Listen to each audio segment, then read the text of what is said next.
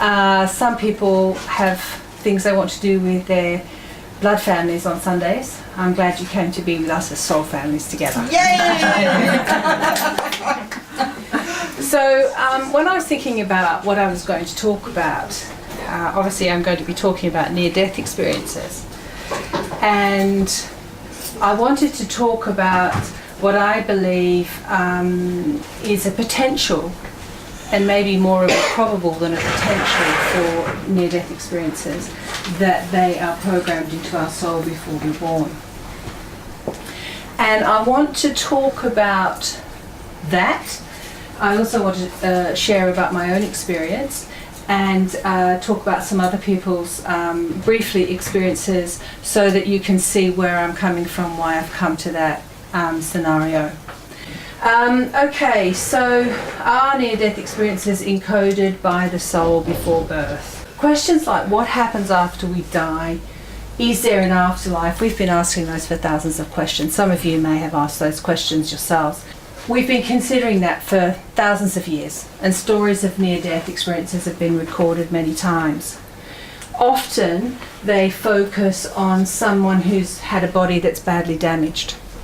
And so Socrates wrote stories about soldiers who had been badly injured in battle, died, and came back to life. Actually, just adding to that, in the World War I, a lot of stories came out much, much later of soldiers who were trapped in bomb holes, craters, where the bombs had gone, and many of them were very, very badly injured before they could be rescued in the break of battle. And many of them talked about angels coming, or they talked about people turning up and helping them and seeing the light. So at times of war and at times when people are greatly injured, we often have stories of near-death experiences. In fact, I read recently that in the US they're now very focused on exploring near-death experiences with soldiers who've experienced bad combat and had near-death experiences. So I think that's really interesting. There'll be some interesting information that comes from that. So Socrates, as I said, he wrote about soldiers, and there are other people throughout history who've talked about it, and in indigenous cultures, near-death experiences are often used as a point for becoming a shaman or healing the wound within the wounded healer mythology. But so most of the bodies are badly damaged, and there's not a definite, it's not concrete that they're going to survive, because the bodies are so badly damaged, and we think they're going to die, or perhaps they even think they're going to die. So Kubler-Ross, Elizabeth Kubler-Ross, she did a lot of research into the process of dying and the 5 stages of dying, but she also, as she approached her own death, she began to explore what happens when we die in a different way, because she was approaching death. And she believed that when we are unwell and approaching death, our soul or something other actually helps us to prepare for death and passing over into the afterlife. Now, if you have spent time with people who are dying, there's a change in energy, and there's a change in what they wish to talk about, and also in who they wish to have present or not present, and we can create a great and comfortable space as much as possible for them in their passing over. And some of that has come from research, and other times it's come from people like us. As we're dying, we share information about what we think is really helpful. But so Kubler-Ross really believed that we have an opportunity to prepare for death, and there's something in us or in the consciousness or whatever that helps us do that. But then if these experiences do happen to every one of us as we approach death, and if it's in, say, a car accident or a severe wounding or something, and the soul is quickly preparing us for the other side, why then do we survive and live to tell the story? Why might that be? And I've started to think about that, along with many other questions I had thoughts about. But I was like, well, does it mean we're actually about to die, or does it mean something else? Is it our soul trying to talk to us? Is it something else happening? And this is what I find really interesting about the field of near death, is there are so many things we still have yet to find out. And if we continue to ask questions and frame them, we can learn more all the time. Perhaps it's because they're not just for that, but are actually pre-planned, pre-programmed events in our subtle bodies to help us wake up to our purpose. Now, a lot of people have an issue with the word programming these days and feel that there's enough programming that's going on. In my context for the word of using the pre-programming, it's almost like we have made arrangements beforehand, or our soul has made arrangements. This is going to happen.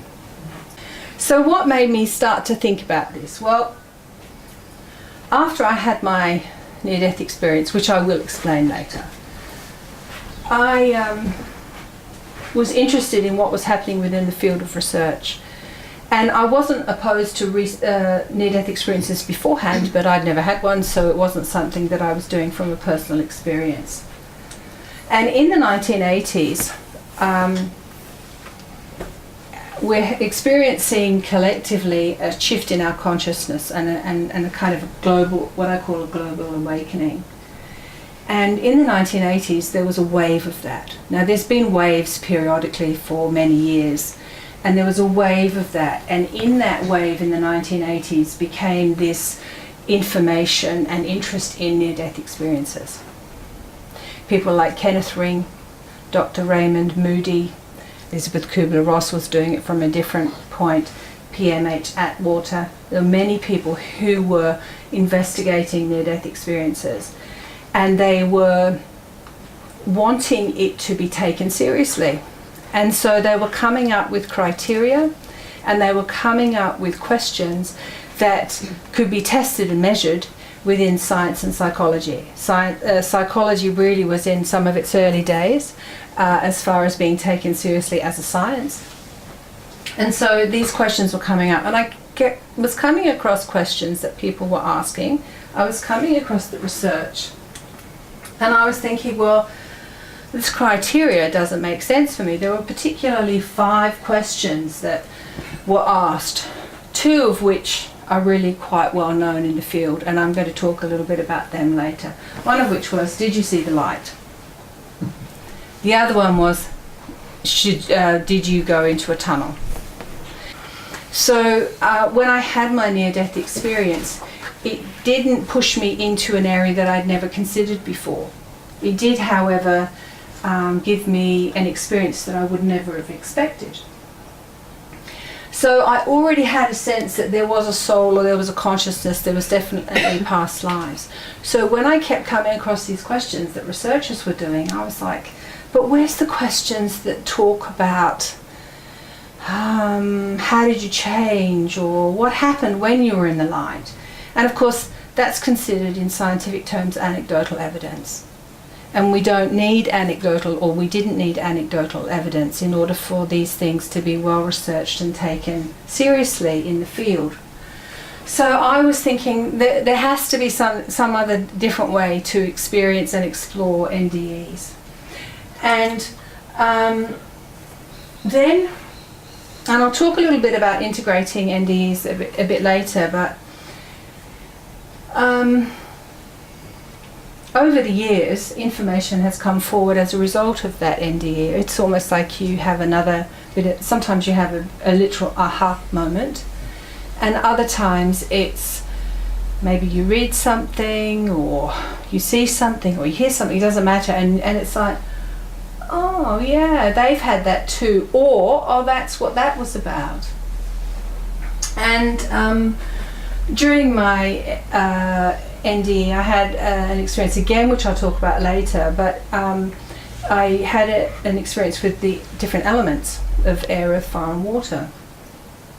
And while it was a pretty amazing experience, in all the literature I'd read and in all the people I'd spoken to, no one else had had that experience, or if they had, they didn't remember it, they didn't talk about it.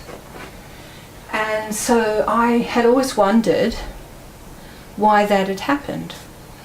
And I was at there was a gathering of Buddhist monks for 5 days in an area I was in, and they were doing teachings, and on the final day one of their teachings was about the afterlife and dying. And the man who was translating for them had been a monk himself in the past, and sometimes I wasn't quite sure over those 5 days whether his translation was literal or his own, just I'll just say this because this is what I experienced and that's probably what he's talking about. So I would always listen carefully just to see if I could pick up anything else that was going on energetically. But this elder talked about NDEs, and he talked about the training in Buddhism in the process of living your dying, and that they spend many years studying the process of leaving the body upon death. And if any of you have read the Tibetan Art of Living and Dying, very early in that book, in I think about the first 30 pages, they talk about a monk, that an elderly monk that was seen as a bit wild and a bit scattered, who lived in the community, and when he approached death, he was given the room to die in and a space of being quiet and no visitors. And when they came back in the allotted time, I think it was 16 days, all that was left was hair and nails. And many of them were surprised because they didn't realise that this man, who they'd kind of thought had lost it, had the skill and the capacity to be able to work energetically to do that. And he didn't mention that, but that came to mind with some of the things he was talking about. And then I began to realise that my experiences with the earth, fire and water were relevant to this process of learning how to leave the physical body upon death and enter the bardo and move safely through and go somewhere else. Now, how did I know that? Because I've never trained in that in this life. And so I was thinking, I knew that somehow. Was that my soul? What was that? And I began to think about that as well. And then I was always on the lookout for people who had their own experiences or other experiences that suggested to me that there was a soul at work.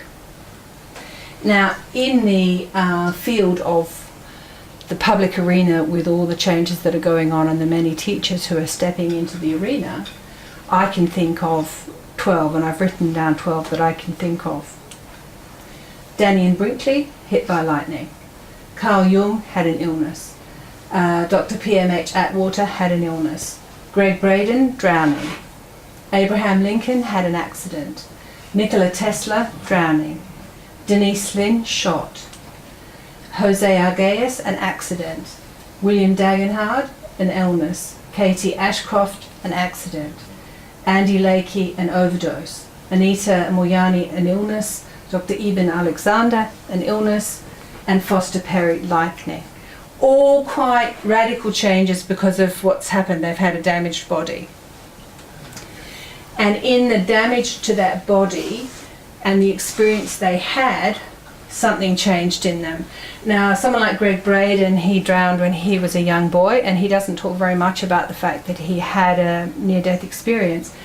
Drowned when he was a young boy. Now, we don't know whether having had the near-death experience did enable his soul purpose to come forward. We can't prove that, but that may be what's happened.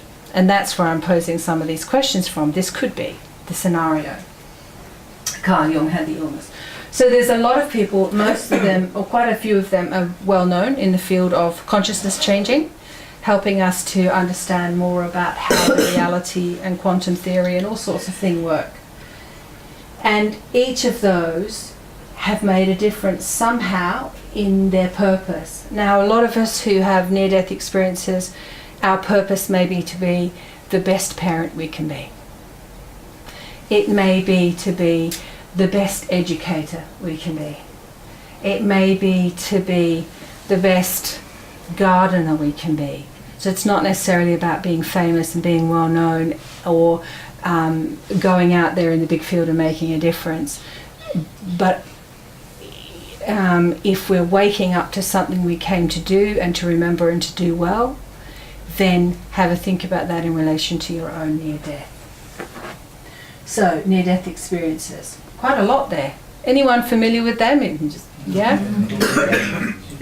Yeah. So why do I think I had my NDEs? Considering that I think, certainly in my case, I think it was my soul going, oi, come on, wake up, do your thing. Okay. Well, it was to help my soul fulfill its purpose. So firstly, you have to think, well, what's the soul? And I think of the soul as the part of us that's eternal and the part of us that is consistently in consciousness, and then we take an embodiment to have a life. So when we're thinking about having an embodiment or a life, an incarnation, we think, oh gosh, what shall I do this life? Well, last life I had a look at poverty in China, and I had a life where I lived very poorly, and I was a woman and I did these sorts of things. This life I think I'm going to have a bit more fun. I think I'm going to try something different. So we figure out for each life what we think we need to learn. And people who have fun doesn't mean that they're off track. People who are having fun may just have a different reason for incarnating. It may be about understanding joy or understanding about how to be happy.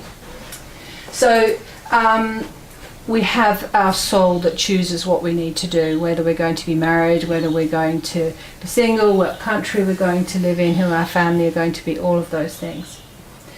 So my soul chose for me to be born in the UK, to have two parents, a male and a female parent, to have siblings, to have the certain experiences that I had.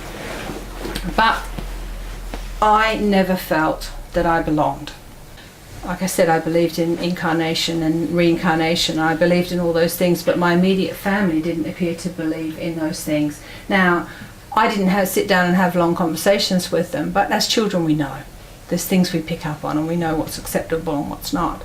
And so the people around me didn't appear to be the same as me. And I needed to remember my soul skills. And when I'm talking about that, I'm meaning there were things that I had done in the past and skill sets that I had in other lifetimes that I needed to remember in order for me to be able to do that in this life. You seem to have lots of abilities in life and can do lots of different things. And some people can only seem to do one thing well. And so one of those questions that I always place is, where does the past life fit into that? Are we bringing forward these skills from other times? So they needed to ensure that I did the work that I was meant to do and ensure that my soul continued on its path towards conscious total soul recall. And I will talk about that in more depth later, but I do believe as a soul, part of the process for each of us is to reconnect back to source. Now some people call that God, some people call that goddess, some people call it spirit, there's all sorts of names all around the world. And if the process in having lives is to eventually merge back into consciousness, we merge by becoming the light or becoming our fully conscious selves. So the journey is to have total soul recall. What that means is we remember everything we've ever done and everything that has ever had an impact on us, and we have cleansed it and we have healed it and aligned it. So there is no need for separation anymore. I also think if the soul is going to program something, well, it's probably going to do it in a when and where situation. So it was placed into my subtle bodies. Now, I don't think it was placed into my subtle bodies like an implant that's going to be activated at a particular time. I think it's more of a general placement within the subtle bodies. But I think I also set it up so that, you know, in life we meet certain people, and people often meet their soulmate, or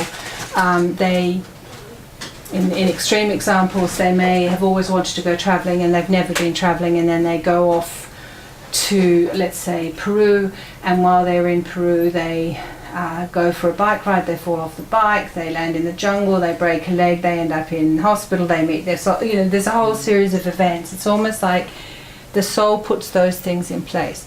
Now that doesn't mean that's an absolute concrete going to happen then, but the triggers are there to help that and assist that process, because we all have our own choices and our own decisions, so we get in the way. And if the plans are ancient plans put in a long time ago, then there's a chance that it might change. And if we have our own potentiality, it's not necessarily predestined, it's to help us move forward. So it placed it into my subtle bodies, and I think it was placed into particular areas of my body, and in one of the areas it was actually placed in the physical subtle body, because we've got our emotional, our mental, our auric fields. In my physical subtle body it was placed so that I became unwell. Where was it meant to happen? Well, it actually happened for me in Israel, but I think there were 3 places on the planet it was likely to have happened. I think one was Israel, one was Malta, and one was South America. And the reason I've come to that decision is through the process of the integration of the NDE over time, and sitting with things, having my aha moments, that those 3 places were important to me in past lives. They were also important to the collective awakening consciousness that we're currently experiencing. And because part of my activation and awakening is relative to that, there were going to be specific places that I would potentially be. When was it meant to take place? Well, I sort of said some of that a minute ago. It was relative to the changes in consciousness that were going on, and when I needed to start to get ready and prepare for what I'd come to do and what other people had come to do, because I'm not the only one doing, we're all doing it. Every single one of us here is doing what we're doing. We're just all doing it differently. Also, when and where, with who and how. Now, I was travelling a lot, and I've spent a lot of my life travelling. That's part of what I came to do, I think. If I'm in Israel, but I'm usually in England, then and if there's going to be anyone with me, then some part of the plan has to facilitate that person being around. So you can see how it's like some of these things are just big plans. And you can see why they can go a bit awry and someone wasn't quite there at the right time. And it equally is interesting when you hear stories, particularly say 9/11, which is a big thing for most people. We remember that. And the people who didn't turn up for work that day or were late. It's like there's something else, I think, that gives me shivers when I think about those things, because I don't know that we can necessarily explain it with our left brain. But there's something else going on. So, with who and how. Okay, so part of my reason for being woken up was to recognise that, I was an esoteric map maker and a healer.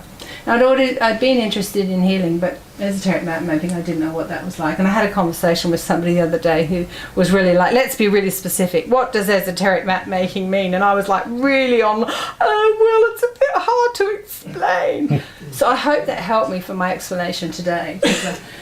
So it's now, when I say specialised, it sounds like I think I'm special. But I don't mean that. What I do mean, though, is we all have things to do, and whether we believe that Jesus was a man or not, because there are some people who believe that Jesus was a real person, there are other people that believe Jesus was an imprint, and they were all through different cultures, and some people think Jesus didn't live at all and he was an alien or something else. Whether we believe that or not, it doesn't really matter, but there was only one aspect of Jesus that made him a carpenter, and he was the only carpenter that became Jesus. And there's lots of carpenters, but they're not Jesus. So that's what I mean by specialised. It's like it's a role that only some people do. It's a specialist role. And so in my subtle bodies, as well as, let's give myself a near-death experience at this age or there, we're going to encode and activate. We're going to encode some things in the subtle bodies so that when she travels to different places, when she speaks to certain people, when she does certain things, these encodings will be released, they will activate, and they will activate specific places on the earth and in our human consciousness. All sounds very grandiose, doesn't it? Okay, and part of that as an esoteric map maker is also just to be working with people. After my NDE, I went back to England and studied art therapy, which I had already studied art and sort of therapeutic education, but I went back and studied art in therapy and healing and shamanism, and I'd always been interested in past life, so I went and studied past life therapy and hypnosis. So they wanted me also to help others develop their relationship with consciousness and the cosmos and the earth itself. And I've studied lots of different things that are way off field and some fairly ordinary things in what would be considered university education in this world. Also part of my job is to encode others with high frequency healing and share information to help them remember. Back to this encoding thing here. We can all act as triggers of consciousness to each other, even down to, like, sometimes we have a conversation with someone and it just plants a seed, doesn't it? So we plant seeds wherever we go. So there's another aspect of that. But because of the NDE with the high frequency healing, it's at a different frequency. So for some people, literally, you know that expression, straight over the top of their head? A lot of the time. So the seeds are there, but they're not in the conscious reality for people. And to work with cosmic beings and galactic consciousness. Now I use the word cosmic beings because there are cosmic beings, and I do work with cosmic beings.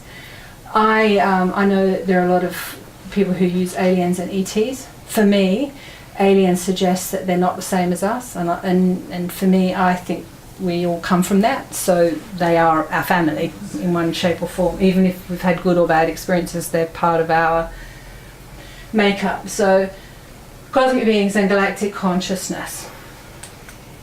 So now what happened to me in my NDE? Now just before I start to talk about this, I didn't talk about my NDEs for a long time, and it wasn't because they were a secret, and it wasn't because I thought it was a special thing. It was really because it's a personal experience and it's relevant to me, and it's also, I had experiences, I'm sure as those of you had your experiences, you have experiences that sometimes there are no words for. And we're also, sometimes if people are really interested, they can unwittingly ask questions which for me make me feel a bit put on the spot. And I've had sometimes when I've been perhaps at a small gathering at a table where people go, oh that's right Paulina, you had an NDE, so tell us what happened. And it's not a party gig for me, and that doesn't mean it is for anyone else, but it's not a party gig. So there were things I still needed to put into process, and I was doing my art therapy course as I was really unpackaging quite a bit of it in the early days. And the head of the art therapy unit, lovely woman, absolutely lovely woman, very open to everything, and at one particular time I decided to in my art therapy take something about that to there, because when you're studying art therapy, it's not about your own you take your therapy away from your training, and you see you have to have therapy in order to be able to work with people. But when you go to the classes, it's not about your personal therapy, because it's about learning. So you may have things come up to you and you take them back to your therapist to work with. But I decided that I'd kind of just put my toe in about talking about the NDE because it was relevant to something. And she was a lovely woman, but I felt like I'd become a curiosity rather than someone who was trying to find a way to move through something and find out about the soul. So I didn't mention it there anymore. And I'm saying these things because these are the sorts of things even today that happen for people who've had ND experiences or close encounters or something that's a little bit off the norm. And we sometimes forget, because our curiosity and sometimes we just want to help people out, but we forget that they are really quite, that takes some integration. Okay, so what happened to me? Let's get on with it, for goodness sake. Well, I had this blue eye that came about here. But firstly, I had a, and I'll let you see that because I think that's a really lovely thing to be able to experience. I was living in Israel, as I said, and to get to Israel I had been living in Turkey for about 4 months. well, that wasn't why I went to Israel, but on the way. And on the way, literally moving from Turkey to Israel, I bought some bottled water, and it wasn't sealed. It was pretend sealed water. So I got what I thought was a stomach bug, and it was a stomach bug, but I was quite unwell for a few weeks, and it just wouldn't heal. And at the same time, I started having what I thought were digestive issues, but it actually turns out it was a problem with one of my ovaries. And so I was trying to fix it, and eventually in Israel I went to see a gynecologist, and the gynecologist told me that I had a cyst on an ovary and that it might rupture. And he told me that in the morning, and English was not his first language, so he kind of frightened me a little bit, because it was like, you must be very careful and don't do this and don't do that, and not frightened me necessarily fearfully, but you know when you've been told, well, and you think, well, if I walk, is that okay? If I sit over there, is that okay? So he really told me quite a lot of things that I was cautious about. So anyway, I went back to where I was living and I lay down. Later that night, something weird happened in the body. That's the only way I can describe it. Something weird happened, and it felt like I had a whole load of drugs running through my body. And I was like, what the hell's going on here? And I was struggling to breathe. My body was shaking, and I had what I would say now was lots of toxins, lots of toxic shock running through the body. And I was very, very unwell. So I called out for help. Fortunately, there was someone there, and they went to get, I was living in a community, they went to get the nurse in the community. And then it was clear I needed to go to hospital, so I was bundled into a car. Now, the car was quite small. There were two people, a driver and the nurse in the front, and I was in the back. And the nurse kept saying to me, you need to lay down. And I just knew instinctively, if I lay down fully, I was going to die. Don't know why I knew that, but I did. So I was trying to get myself comfortable, not lay down, keep as aware as I could while this whole experience was happening, and I was really, really unwell and shaking and trembling, and like I said, I knew if I lay down I was dying, so I was dying basically. And this big eye came here, and it started to draw me out of my body. So I went, and I'm in the car's moving along the road, and it's heading towards the hospital, which was about 20 miles away. This eye is pulling me out, and then I see the earth. So actually what I saw on the way was, I saw the car below me, and I saw the people in the car, one of which was me, and I was getting higher and higher, and then I was out, straight out into, and there was the earth, and there were all the other planets around it. And I was able to think, and I was like, wow, this is beautiful. Then I was way out, and it was all happening, it was in stages, and it wasn't like a transition with any jarring, but it was really swift, timeless and swift, and I was out in the cosmos. And as I was out in this area, I was thinking, oh wow, if anybody asked me a question, I kind of know the answer. And then I had, and this is what I was talking about earlier with the Buddhist scenario, that I was really puzzled by. Not puzzled, I was curious by, and I thought it was important, and I, at some point, and I think even now, I'll probably get more information unpacked about that as I progress through my life. So I'd risen above the earth, or out of the earth, and I suddenly felt the earth as an element just go straight through. Now it wasn't in a body, because my body was in the car, but I felt it go through my body, and I felt it go through my consciousness, and it was like this earth just went whoosh straight through. And as I was, if I'd had a body I'd be reeling, but as my consciousness was going, wow, gosh, wow, the air went whoosh, and I heard, with each thing I heard a sound. And then the fire was really, really hot, and then the water came in to cool it down, and they all four went in progressively. And then I was becoming more and more like, wow, this is amazing. And if anyone had a question, this is really interesting. I've got some amazing answers. I didn't even know what the questions would be. I just had a sense of a knowingness.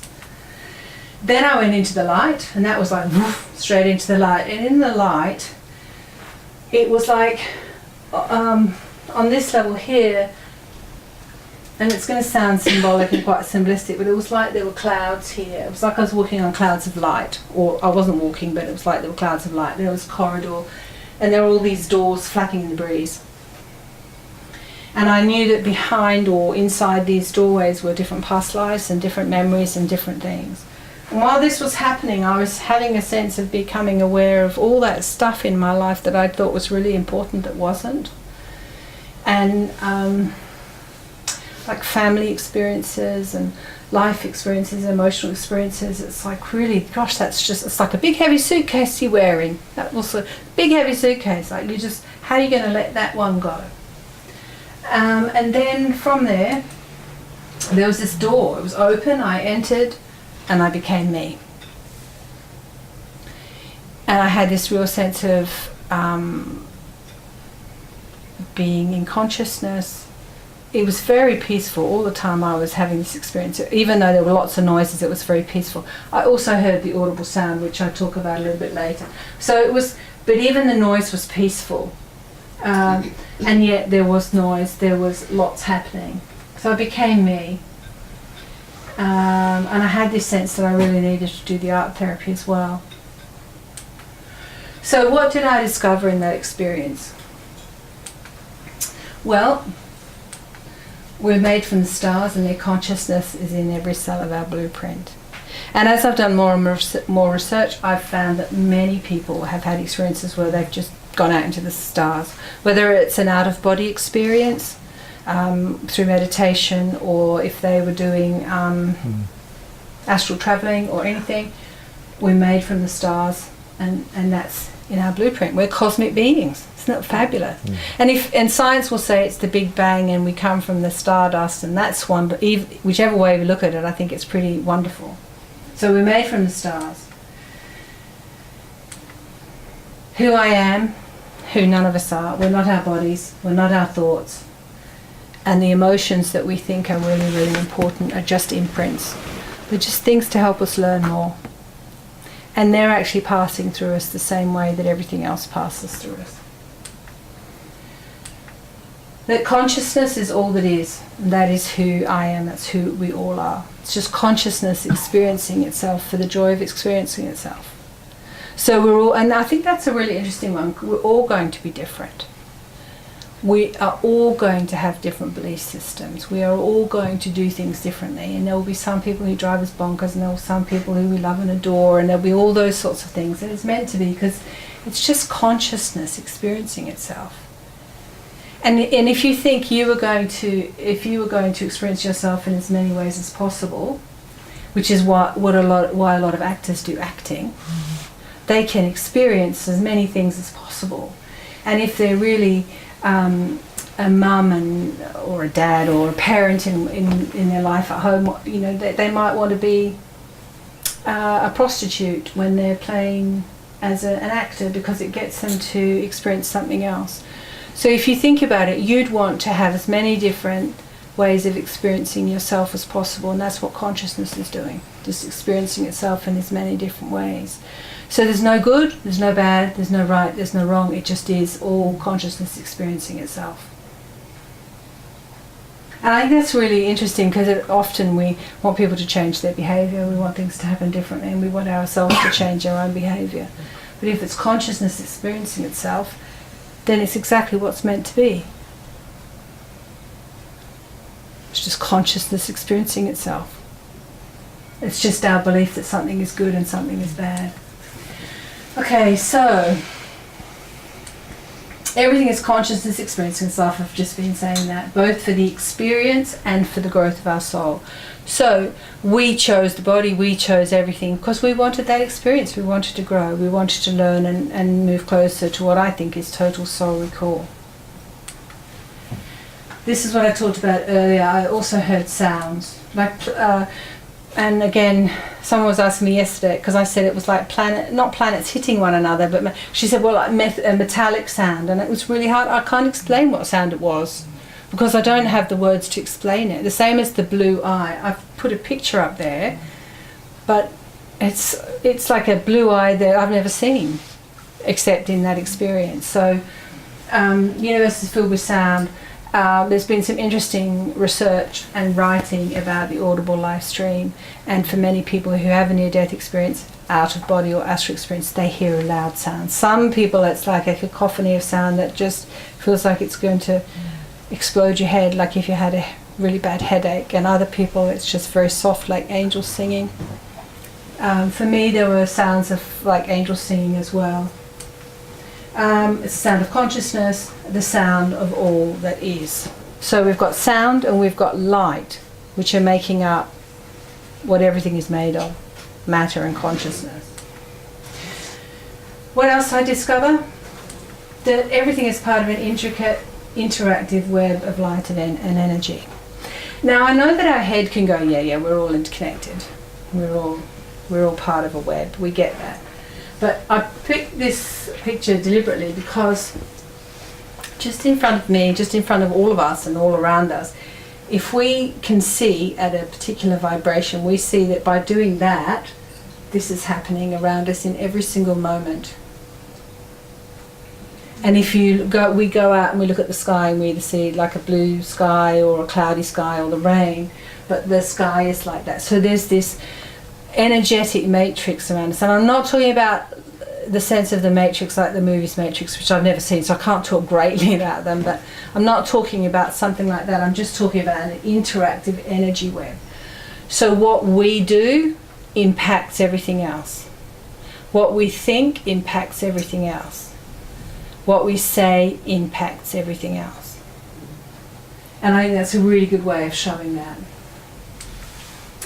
Okay, so I talked about the earth, air, fire and water. An old picture from the Paracelsus times of earth, air, fire and water. The elements of the universe as described in science as carbon, nitrogen, hydrogen and oxygen. So they're the four things that make up how things appear in the universe. So for some reason I was shown this. And then each of the elements is an expression of the construction of matter within the universe. So one of the things that the Buddhist monk was talking about is how we understand and engage with them helps us in transforming our own frequency. So in their case, it's also about helping move back into the bardo, into the light at the end. So you can, in theory, leave nothing behind. But you also can move through that transition easily and effortlessly and get back to the stars. And if you do any research into indigenous cultures, earth-based cultures anywhere in the world, they all have stories about how to get home through the stars. The stars are home.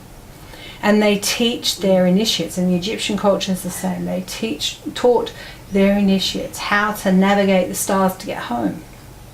Now I think, this is my opinion, and you can, anything I've said by the way today, throw it out with the baby with the bathwater, leave in disgust if you choose to. I don't mind, I won't be offended.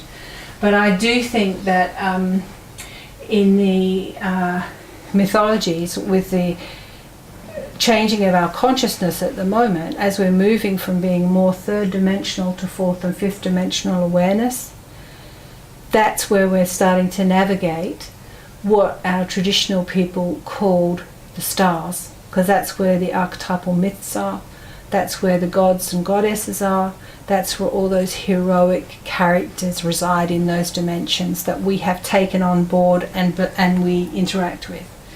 So that's why it's important we need to know how to navigate them, because we get there, and I do rescue work and remote viewing and help beings who haven't passed into the light.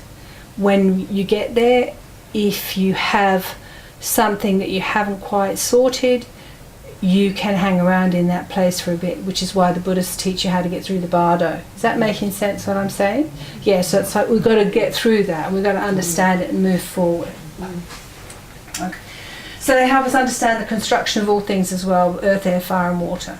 So what is everything made up of? And I know sacred geometry is part of that understanding of the four elements. They enable us to interact with and manipulate non-physical matter. So if you have spent time with shamans or magicians or witches, or what they are doing is manipulating earth, air, fire and water. That's where the magic comes in, because it's that ability to have an interaction with these energy forces, energy fields. And they can show us how to transform our physical structure. So, again, if we think of shamans, but we can think about it in other ways, shamans can change their form. And some shamans, the way they change their form to another animal is to change their breath, which is air, the element of air and the element of earth, the body. So they change their breath. There are other things that shamans do, including take plant medicines and all sorts of other things, but changing your breath, some shamans will change their form just by recognizing that if you change your energy frequency, you can become that being, that animal. Okay, I'd had this NDE, and so it was, a lot was going on, and at some point I never went, why me, or why did that happen to me? I've never ever done that. But like, this has happened for a reason, so what do I do with it? Where do I place that? What's going on? So one of the things it really did, and again I've got an image later, but it helped me develop my confidence in what I'd come to do, because as I said earlier, as a child I had all these experiences and this sense of something other, but no one around me did. And so I questioned whether what I thought was true was true. And having had an experience where, I have to say, I never thought I would have that experience, but having had the experience where I was fully immersed in a direct experience of it, there was no doubt for me. Now, during the 1980s, during the 1920s, during the 18th century, women who speak about the things I'm speaking about have been placed into sanatoriums. So there's definitely always a risk of speaking about something different. Madness may be seen, and if I'm mad, I'm mad. But it gave me that sense of the belief in what I was never frightened someone might think I was mad, but the belief in, yes, it is real. I just have to find a way to be able to communicate that and to live it in the way and be as close to consciousness as I could be in my life, and help other people get there. So it would also help me remember my past life skills and realise what I needed to do. Now, I'd already, like I said, been aware of some past lives. I'd been in Turkey before I was in Israel, and some years later I realised that in a previous life in Turkey I left a whole load of stuff in a cave in Turkey, so I had to go back and get it. Now, it wasn't physical stuff, thank goodness, because it would have been a bit heavy to carry around, and yet it was heavy enough that the previous incarnation I'd left it behind, but I'd actually left it behind ready for me and me somewhere else to come and get. So it's weird, isn't it? The mind goes, what? But the heart and soul goes, no, it's fine, it's all good. So I had to remember past life skills and realise what I needed to do. And in the process of being an esoteric map maker, there is a lot of the development that comes from, there's a word and I can't think of it at the moment, but when you bring something forward from another time and then you continue that practice, it's like it's a continuous journey. Because I still at that point knew I needed to go and do the art therapy, knew I needed to study properly the past life stuff.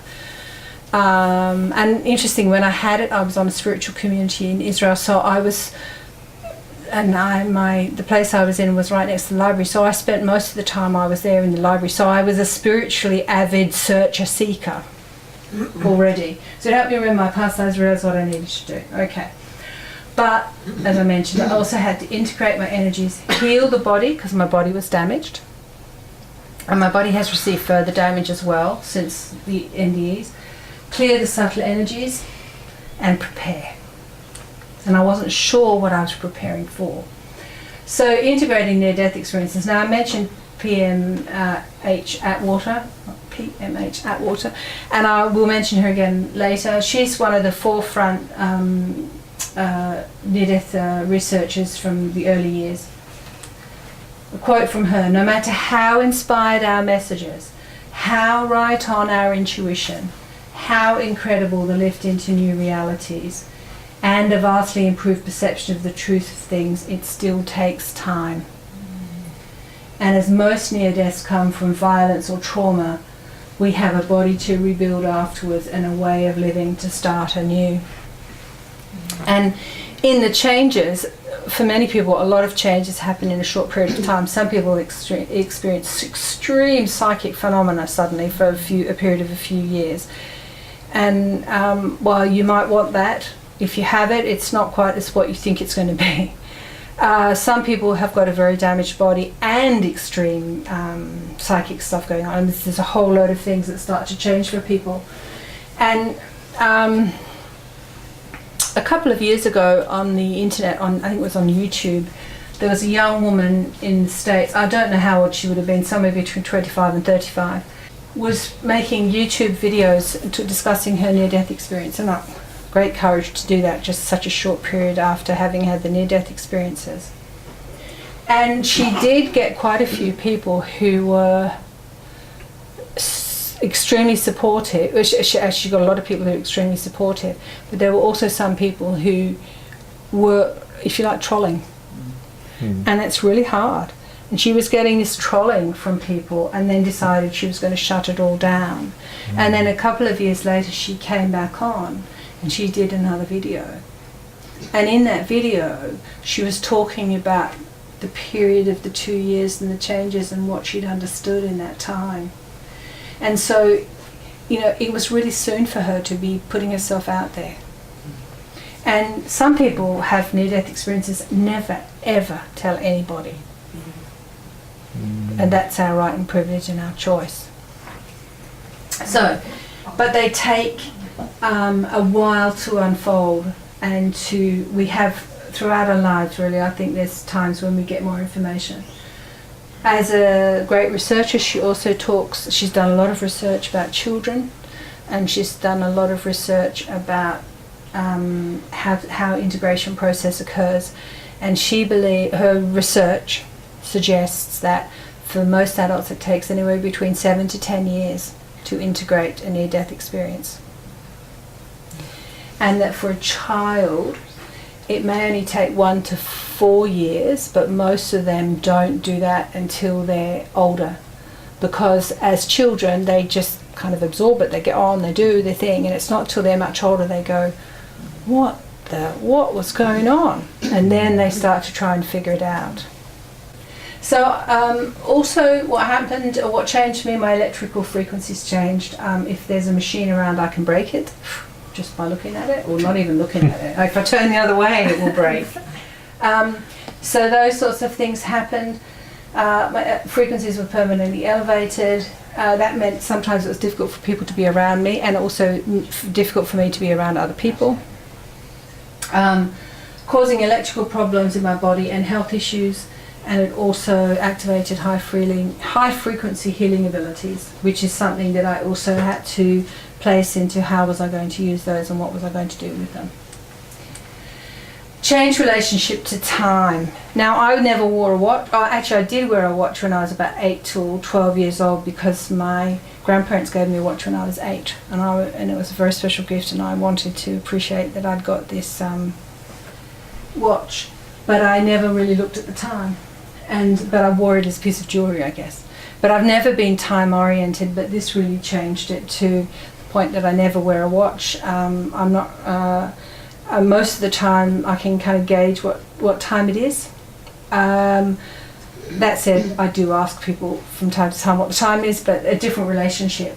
And one thing I find really interesting, because I do have relationships with beings from other places, which I'll talk a little bit about in a minute. They say to me that they say that mankind is probably the only species in the universe that has found a way to measure and organise something that doesn't actually exist. We're so clever. Again, I had experiences at different times that proved that. And one time there's times when we always run late. And whenever you run late, what happens when you run late? Everything. You get stopped at the lights, you miss the train, you miss the bus, the taxi, everything, the plane, whatever. So it's like somehow our frequency affects that. But one day I had an hour and a half's drive to get somewhere for an important meeting event thing at 9 in the morning. I had an hour and a half's drive. I woke up at 8 o'clock in the morning. My alarm hadn't gone off, and I looked at the time, and that, you know, when you wake up, that's that horrible feeling, is that when you wake up, you know, it's all wrong. It's like the bad start to the day, and I thought, oh, maybe I should just give it up. I'm never going to get there, and or I'm going to be so late. It's going to be ridiculous. And I thought, no, I'll just jump in the shower and I'll get some clothes on and I'll go. And by that stage, it's 8:30. I'm supposed to be there at 9. I've got an hour and a half's drive. And I just thought, oh, well, what could I do? Oh, well, I'll just manipulate time. Or put it out there that they'll manipulate time for me. Now, I had an hour and a half drive. I got there at 8:45. Whoa! 15 minutes. 15 minutes. I was on the freeway and I was there doing all that for an hour and a half. But I got there before the people who were supposed to be there, who were setting up the room, were there. Oh, wow. You should show us how to do that. So I'm still working on how that's done. Like, and I was telling a story yesterday about someone I know who can be in 2 places at once, but when she first knew that, she didn't know she could do that until someone said she could do that. And they saw, she lived in France, and she used to periodically take a ferry across from France to the UK. And she had a 4-wheel drive specific car that people in her village knew her car and they knew her. And one day she saw these people in the village and they said, oh, Monique, we saw you on the boat the other day, you didn't say hello. And she said, I was not on the boat the other day. Yes, you were. No, I wasn't. And this went back for a boat. And they had seen her car, but they had also seen her, but they'd only seen the back of her. And they called out to her. And she realised later that she was translocated, or being in 2 places at the same time. So then she decided she'd work on, if she was going to do that, even unconsciously, how could she communicate with people while she was there? Yeah. So, one of the things that really changed for me was, if anyone's done Myers-Briggs or Jung or anything like that, INFPs. That's what I am, an INFP, an introvert, intuitive, feeling, perceiving. So most introverts don't like to speak much in public. I was saying to Cheryl this morning that sometimes when, like if I've been travelling over the top of Australia and sometimes staying at caravan parks, and it's like I get out and I've got to put my tent up and I know that there are people either side of me, so I get myself, it's like, hello.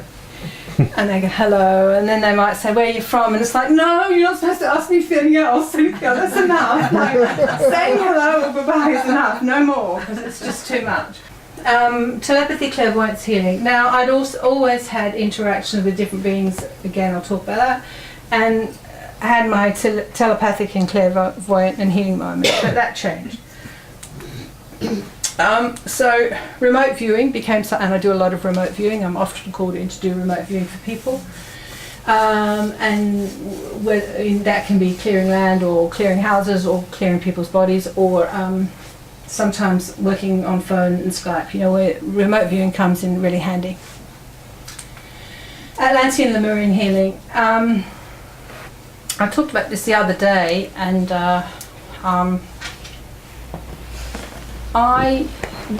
many people are remembering times from Atlantis and times from Lemuria, and there's a consciousness building about that, the memories of those.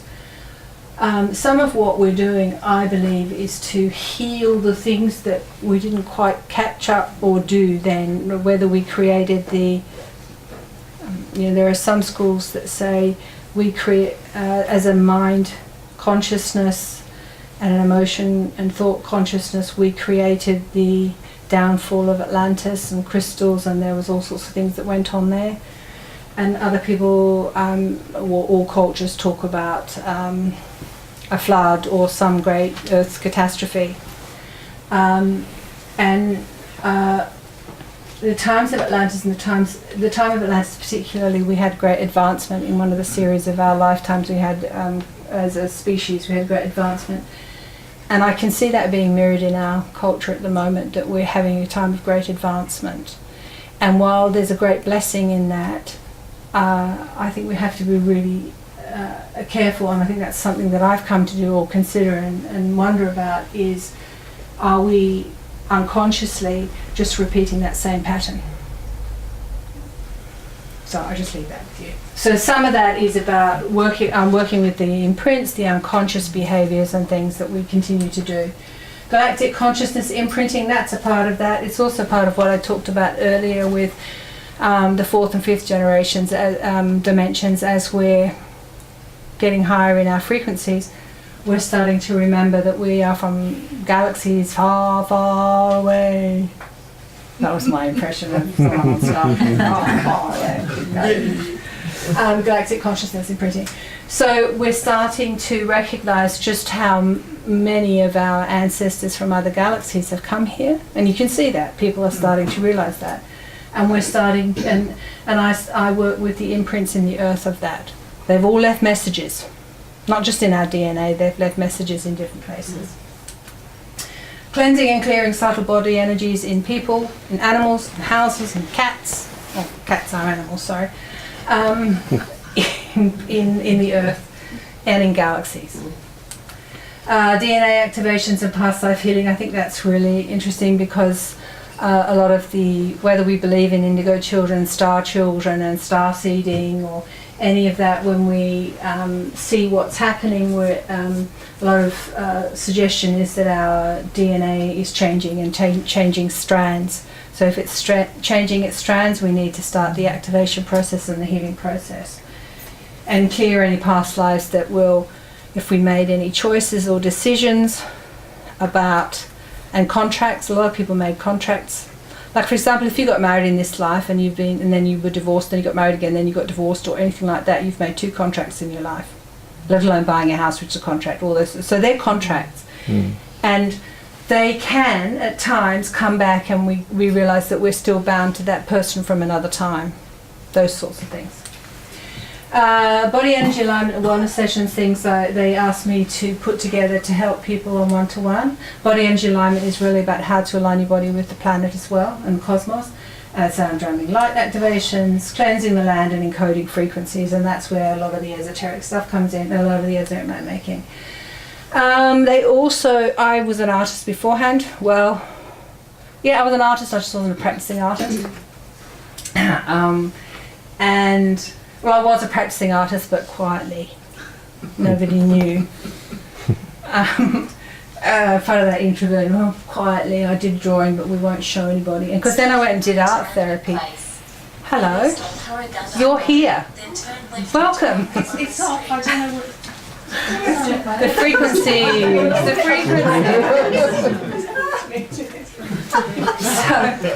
So, turn left now.